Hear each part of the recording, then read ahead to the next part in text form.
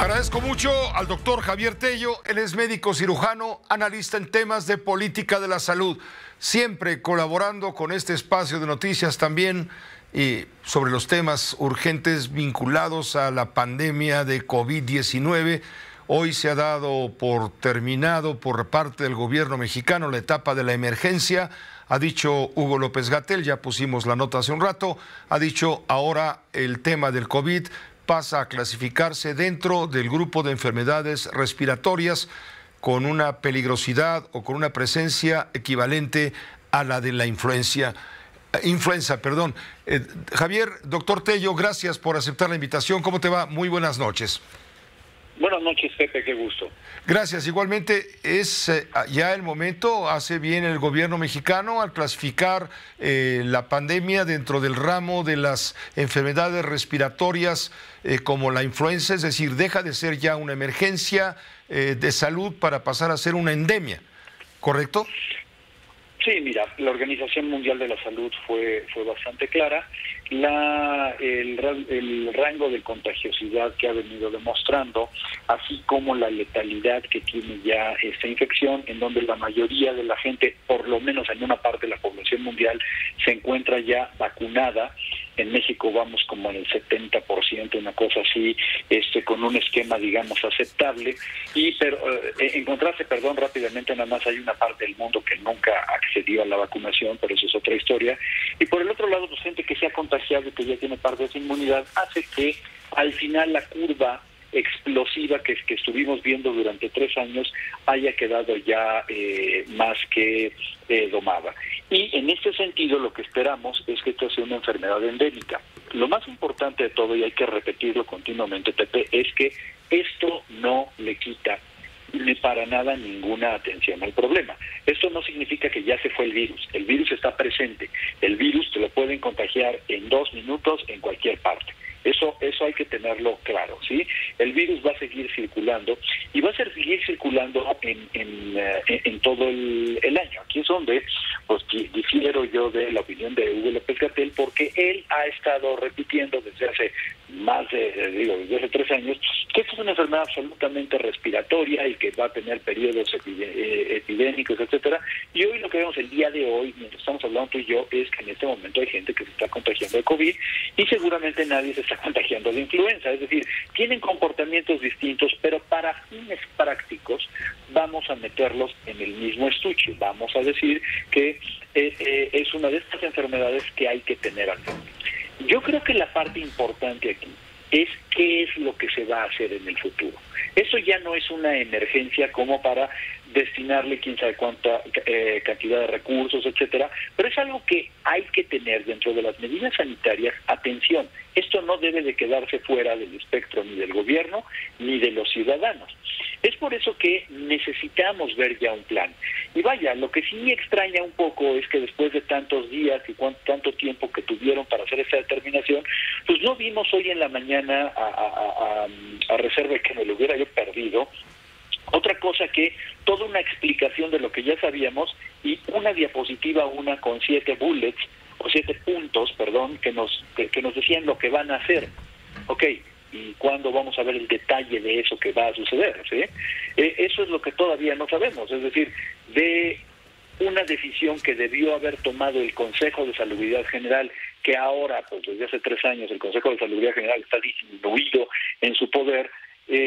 Hace algunos días, pues hoy vemos una presentación bastante normal, digamos escueta en cuanto a lo que se va a hacer, porque no conocemos los detalles. Correcto. Va a ser necesario de todas maneras en esta nueva etapa, ya no de emergencia, tener acceso para casos específicos a la vacuna, como debemos tenerlo también a la vacuna de la influenza, si es que el COVID-19 ya queda clasificado en ese rango. ¿Cómo vamos a poder vacunarnos para prevenir el COVID, como ahora lo hacemos cada año por lo menos, sobre el tema de la influenza? Porque, Javier Tello, no nos han dicho dónde podemos conseguir la vacuna. ¿Tú crees que con la vacuna Patria, 4 millones de dosis que es capaz de producir el gobierno a través del laboratorio Aviamex, serán suficientes? A ver, déjame te respondo en orden. Primero, ¿Cuál va a ser el plan para que nos vacunemos? No lo sabemos y no lo sabe Hugo López-Gatell. ¿Por qué? Porque él lo dijo en la mañana, que lo darán a conocer en su momento, lo que quiera que eso signifique. El plan de vacunación, en el plan de vacunación universal que tenemos, está en el punto número 5 de esa diapositiva que presentaron hoy en la mañana. Es decir, van a hacerlo, lo están pensando. Ya ves que a este gobierno le gusta hablar en gerundio, entonces lo están pensando y nos lo van a decir, entre comillas, en su momento.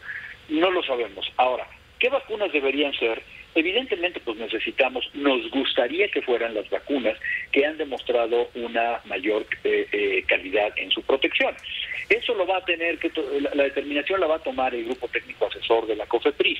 Hoy en día sabemos que por una decisión absolutamente política y de costo-beneficio, seguramente que tendremos dos candidatos. Continuar con la vacuna Abdalá, porque es una manera de obtener una vacuna barata y una manera de darle recursos a Cuba, y tener la vacuna Patria, pues para que por lo menos en el momento que salga, porque pues no la vamos a tener disponible este año, aunque Elena Bulla se pare de cabeza, sí, y ver entonces cómo es que funciona la protección de esas vacunas. La realidad es que no existe ni una voluntad ni un plan de tener otro tipo de vacunas en México, a menos de que en este plan de vacunación que hoy en la mañana prometieron, pues nos muestren en algún momento, ¿sí? Hay ese gran pendiente, Javier, estamos plenamente de acuerdo. Le falta claridad y definición al gobierno federal en materia de salud para informarnos cómo actuar para prevenir, desde luego. Ya sabemos cómo actuar para curar. Ya sabemos todo lo que hay que hacer, ya tenemos experiencia, la tiene todo el mundo, pero ahora lo que queremos no es que nos dé y cómo curarnos, sino lo que queremos es prevenir para que no nos dé la vacuna, porque la vacuna, como el viento, se llevó mucho, se llevó muchas vidas. ¿Con qué cifra te quedas tú? La del gobierno habla de 300,000 personas y fracción.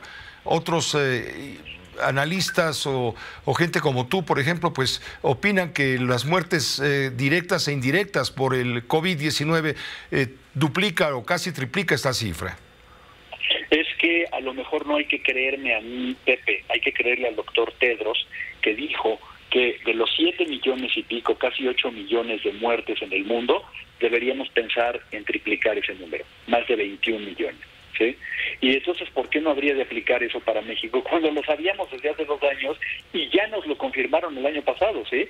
No tenemos 300 y tantos, no son las 300 y tantas mil muertes oficiales, es decir, el certificado de defunción dice COVID, y si dicen certificado de defunción es porque había una certeza, pero todos los que murieron sin tener un diagnóstico y todos los que murieron a causa de COVID pudieran superar tranquilamente los 700, 800 mil personas en México, dadas las mismas proyecciones que el doctor Tedros Adhanom dijo la semana pasada. Hay que triplicar las cifras que normalmente nos ponen enfrente.